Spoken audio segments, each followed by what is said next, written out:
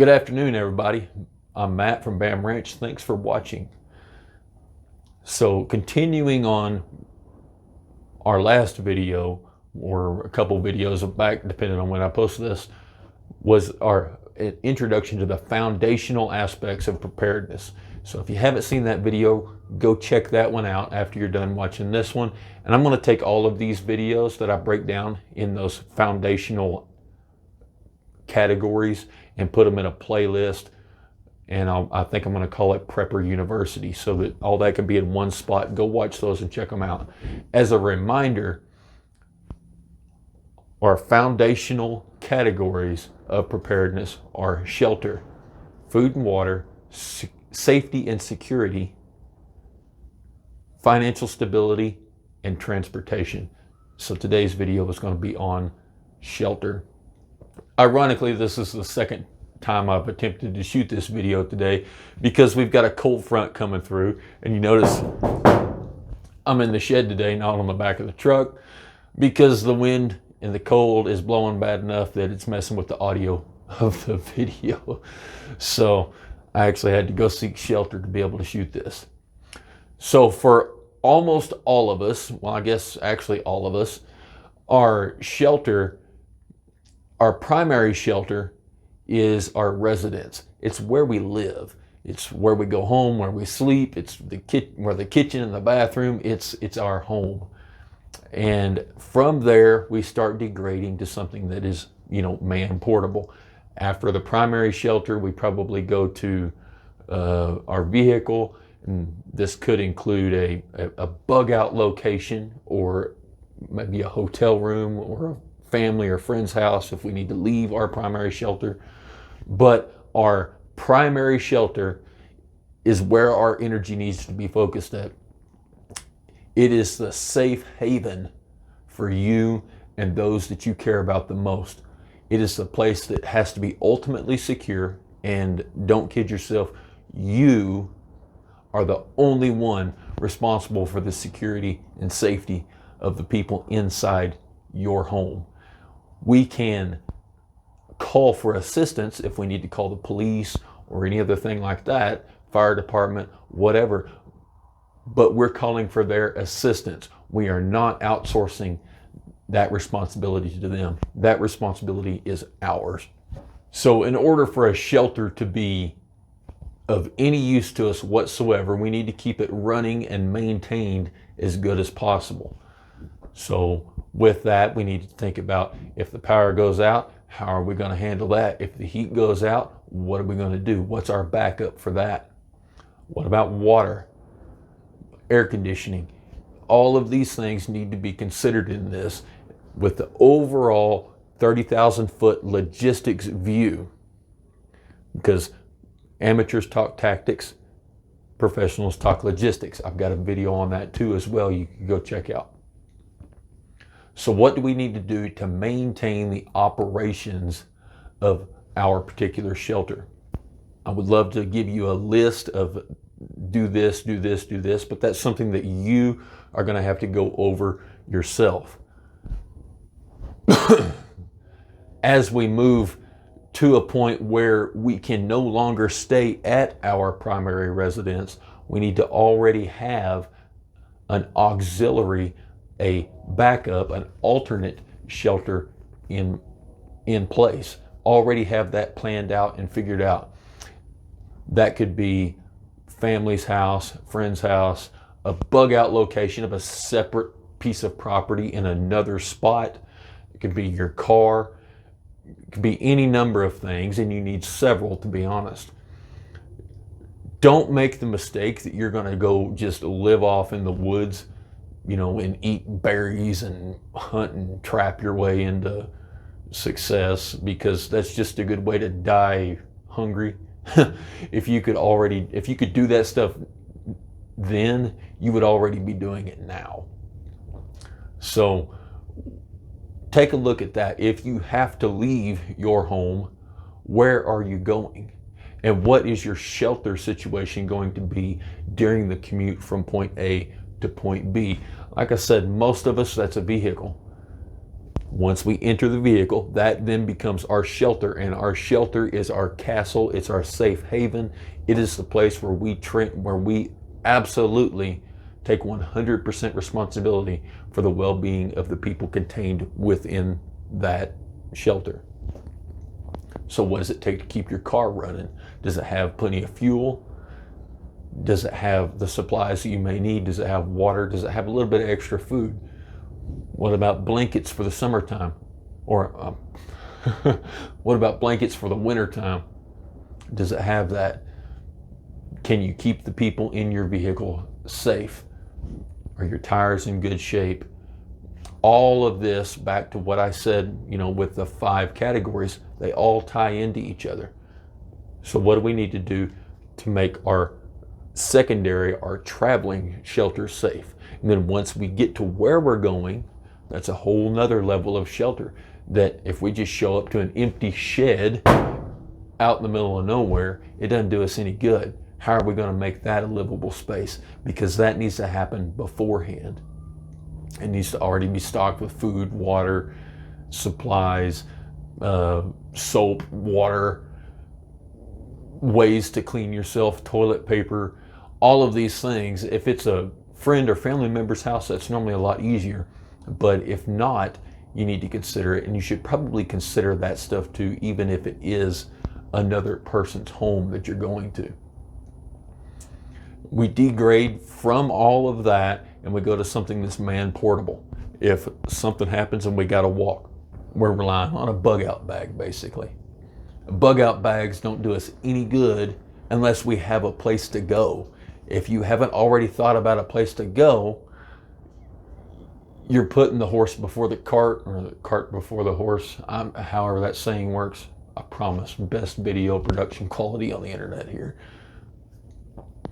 So don't put the cart before the horse, and actually plan out what you're going to do if you have to use your bug out bag. Where are you going? And do you have sufficient shelter and supplies, not only for you, but those that you care about, to be able to get you from where you are to where you will be going?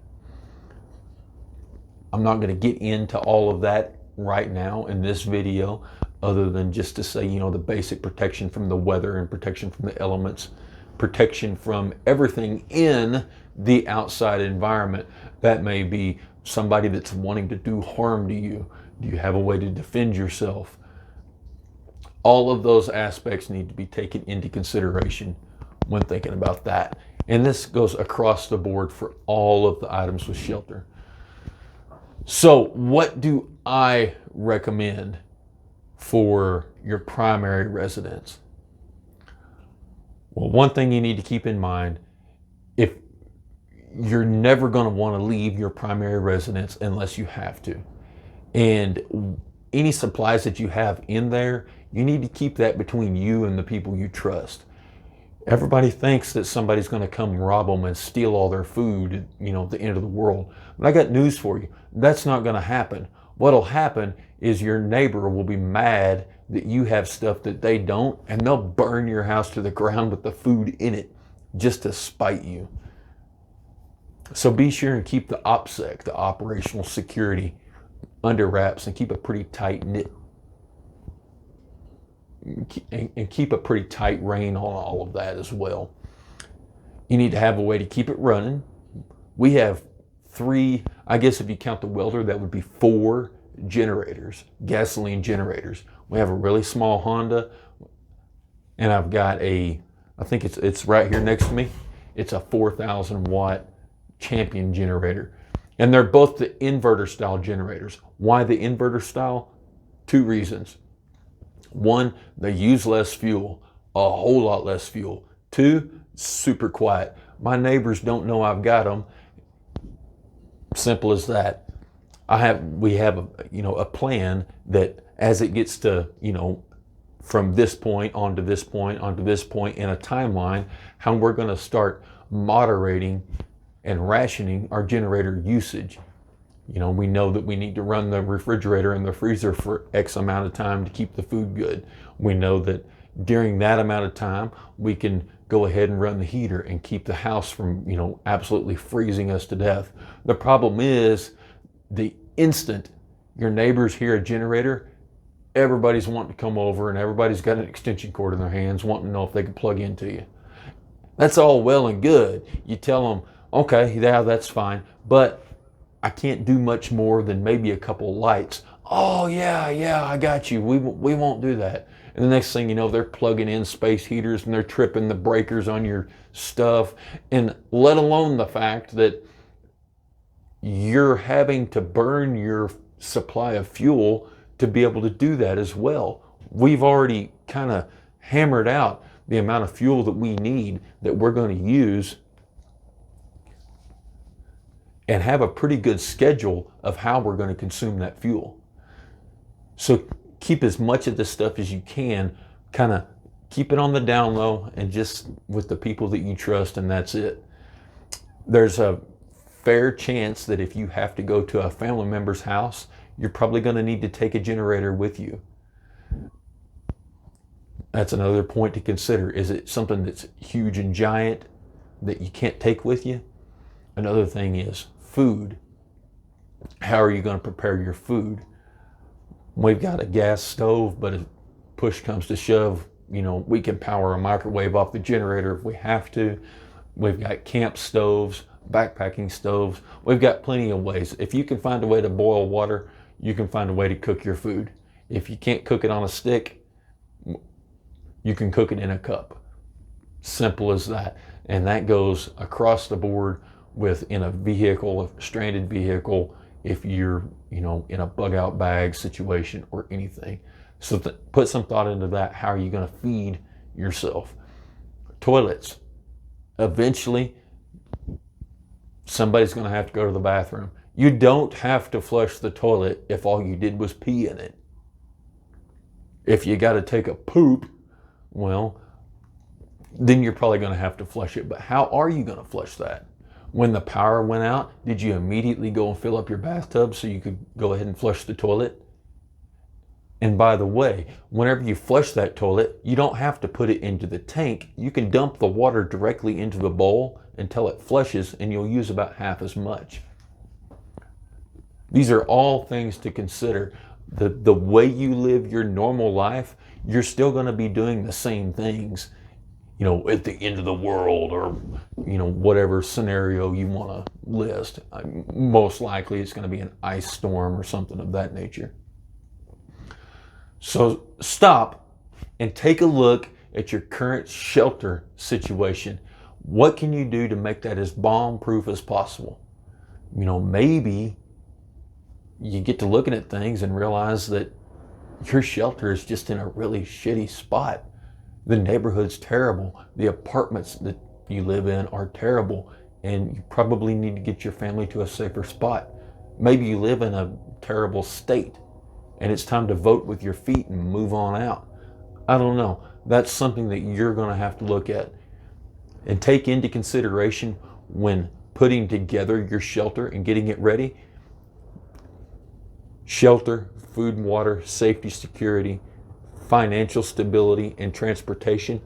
All of this, all of those 5 things play into that as well. And keep those in mind.